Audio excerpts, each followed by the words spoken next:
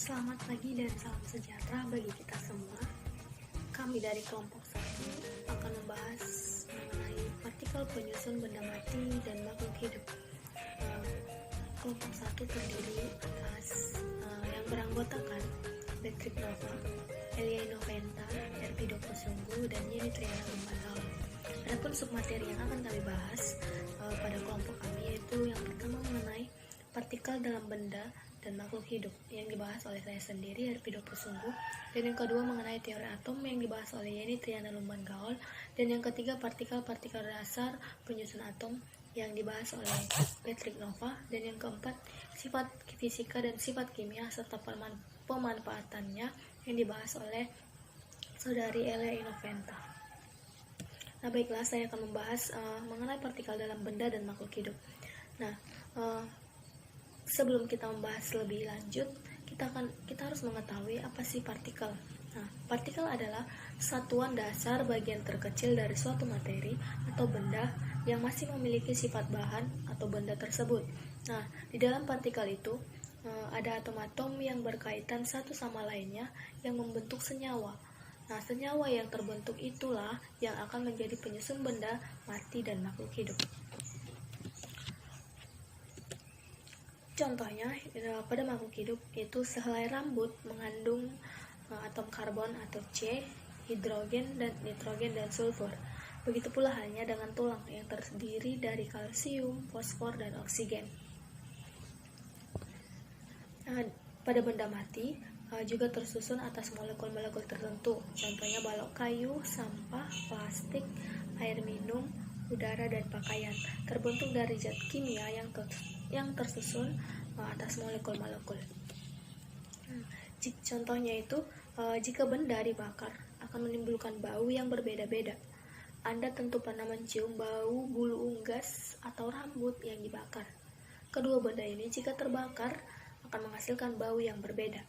Nah, hal ini disebabkan oleh zat-zat yang dikandung oleh bulu unggas maupun rambut akan berubah menjadi zat lain atau zat baru. Nah, terbentuknya zat baru akibat pembakaran ditandai dengan perbedaan warna dan bau. Warna dan bau berbeda karena partikel benda itu juga berbeda-beda.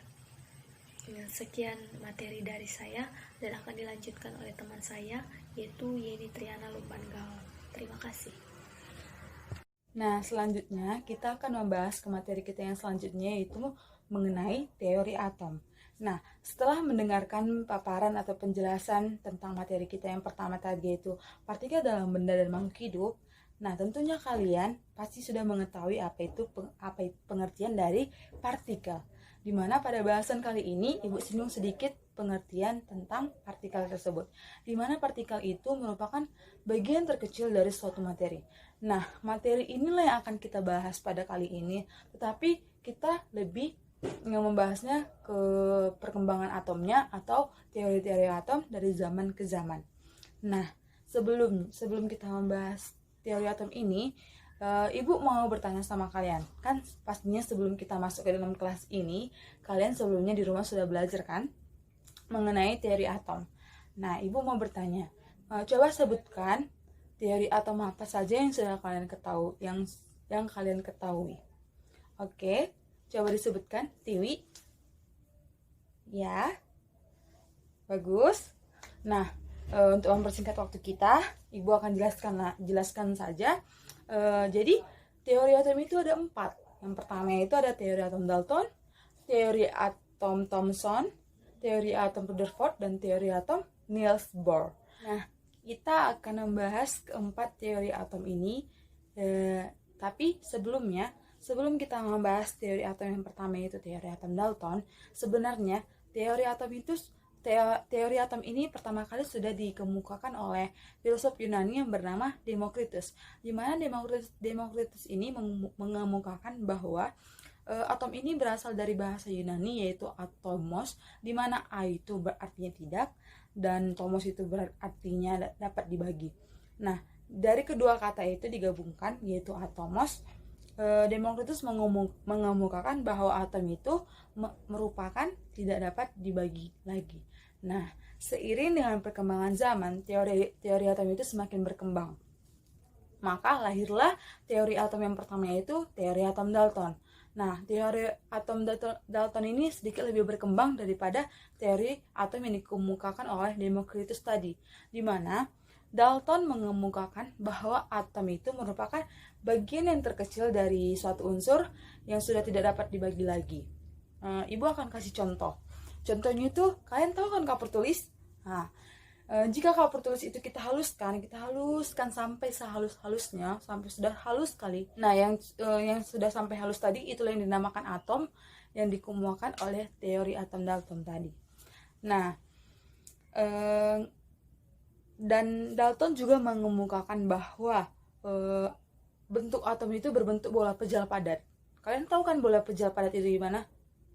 Nggak tahu ya? Nah, kalau bola pejal padat itu seperti kalian tahu kan bola futsal. Nah, bola futsal itu, nah tapi dalamnya itu padat. Itulah yang dinamakan bola pejal yang padat. Nah, itulah teori atom yang dikemukakan oleh Dalton. Lalu kita masuk ke teori atom yang kedua, yaitu teori atom yang dikemukakan oleh Thomson, di mana Thomson mengemukakan bahwa atom itu merupakan bola pejal yang bermuatan positif dan terdapat elektron-elektron yang tersebar secara merata di dalamnya.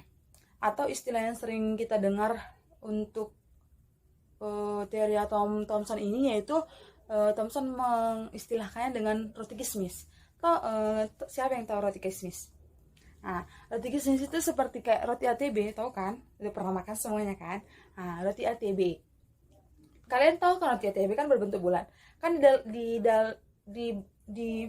roti ATB itu ada bolongan-bolongan kecil yang di tengah-tengahnya itu ada bolongan-bolongan kecil. Nah,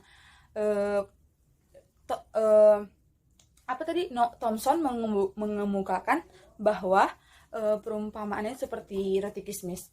Nah, yang bolongan kecil yang tadi itulah elektron-elektron yang tersebar secara merata dalam bola pejal tersebut. Nah, sampai di sini mengerti kan? Oke, baik.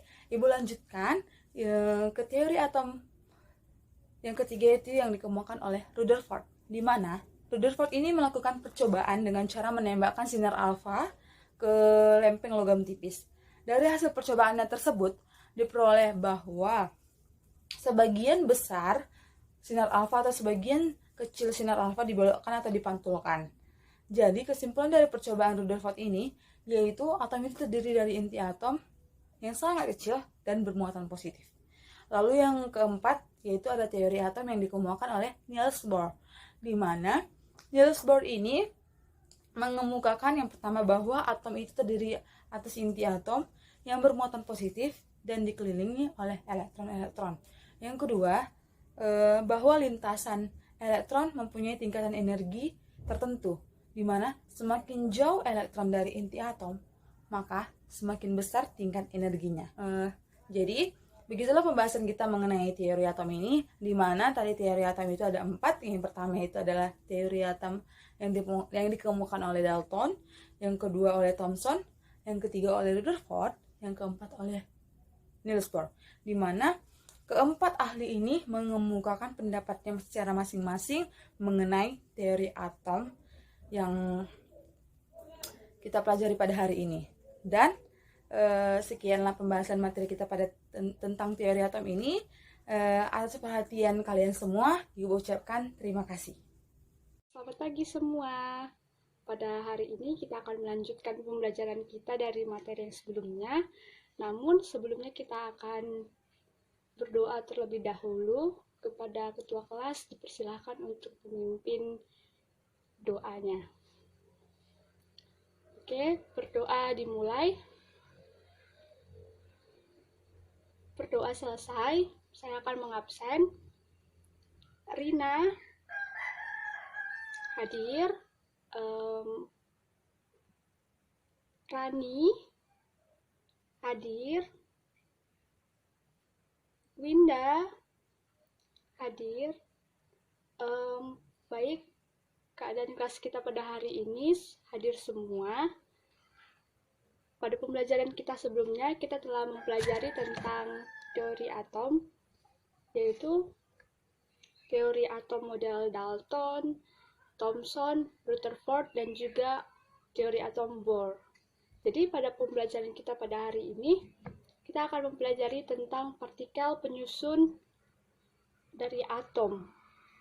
Ya, saya persilahkan kepada semuanya untuk membaca bahan ajar kita pada hari ini yang sudah saya bagikan, yaitu tentang partikel penyusun atom.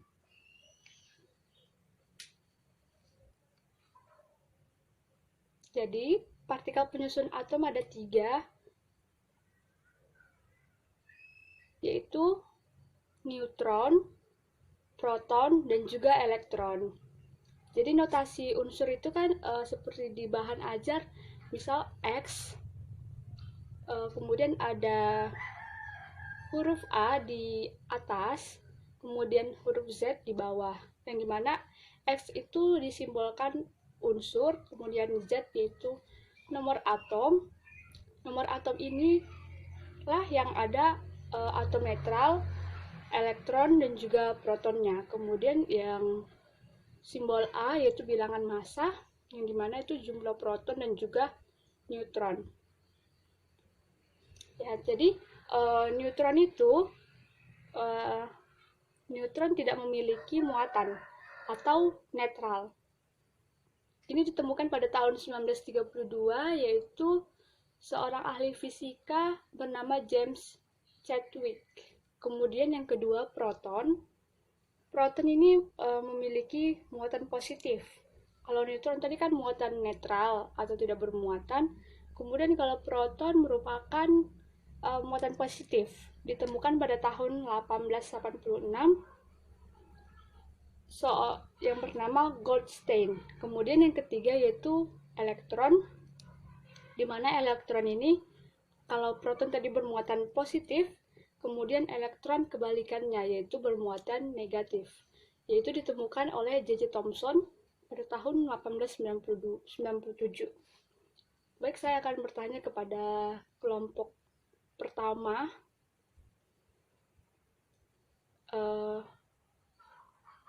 Pertanyaannya yaitu, apa saja partikel dasar pembentuk dari atom? Baik, saya persilahkan kepada kelompok 1 untuk menjawab. Jadi benar ya, proton itu, jadi partikel penyusun atom itu ada 3. Yang pertama yaitu elektron, proton, dan juga neutron. Tadi kalau neutron dia tidak bermuatan atau tidak memiliki muatan atau netral. Kemudian proton positif, dan kemudian elektron bermuatan negatif. Baik, sekian pembelajaran kita pada hari ini. Pada tugas yang di rumah dikerjakan di halaman 28 akan kita periksa pada minggu depan. Sekian pembelajaran kita pada hari ini. Kita akan bertemu pada pertemuan selanjutnya. Selamat pagi. Selamat pagi untuk kita semua. Pada pagi hari ini kita akan memulai pelajaran kita secara daring, berhubung karena kita masih dalam kondisi COVID-19. Jadi kita mulai pelajaran kita tentang sifat fisika dan sifat kimia zat serta pemanfaatan dalam kehidupan sehari-hari. Yang pertama itu sifat fisika dan kimia suatu zat. Sifat fisika adalah sifat yang menggambarkan ciri khas suatu zat yang dapat diukur dan diamati tanpa mengubah zat-zat penyusun. Sifat-sifat fisik zat tersebut antara lain warna, bentuk, ukuran, kepadatan, kelarutan, daya hantar listrik, kemagnetan, massa jenis, titik didih, titik lebur, dan titik beku. Yang kedua itu sifat kimia. Sifat kimia adalah sifat yang menunjukkan reaksi kimia antar zat yang menimbulkan terjadinya pembentukan zat baru. Zat baru yang terbentuk tersebut tidak dapat kembali keadaan semula melalui cara sederhana. Contohnya itu sifat kimia adalah mudah terbakar, berkarat, mudah meledak, dan beracun. Yang berikutnya itu manfaat dalam kehidupan sehari-hari kita. Yang pertama itu perubahan fisika adalah perubahan pada zat yang tidak menghasilkan zat jenis baru. Contohnya itu beras yang ditumbuk menjadi tepung. Beras yang ditumbuk menjadi tepung hanya menunjukkan bentuk dan ukuran yang berubah. Tetapi sifat molekul zat pada beras dan tepung tetap sama. Peristiwa perubahan wujud zat antara lain menguap, mengembun, mencair, membeku, menyublim, mengkristal merupakan perubahan fisika. Yang kedua itu perubahan kimia disebut juga reaksi kimia. Dalam kehidupan sehari-hari, banyak reaksi kimia yang terjadi secara alamiah atau yang dibuat manusia. Terdapat beberapa jenis perubahan kimia suatu zat, yaitu contohnya kayu yang dibakar, bom meledak, dan lilin yang dibakar. Proses peragian contohnya perubahan susu menjadi keju, singkong menjadi tape, dan kedelai menjadi tempe. Proses kerusakan contohnya pelapukan kayu, pembusukan sampah, dan perkaratan besi.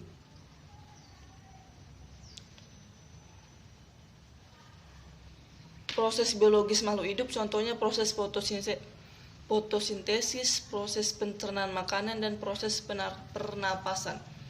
Proses pertumbuhan dan perkembangan makhluk hidup contohnya itu seperti tumbuhnya seorang bayi menjadi dewasa. Ciri-ciri yang mengindikasinya adalah perubahan kimia adalah adanya perubahan warna, perubahan bau, pembentukan gas,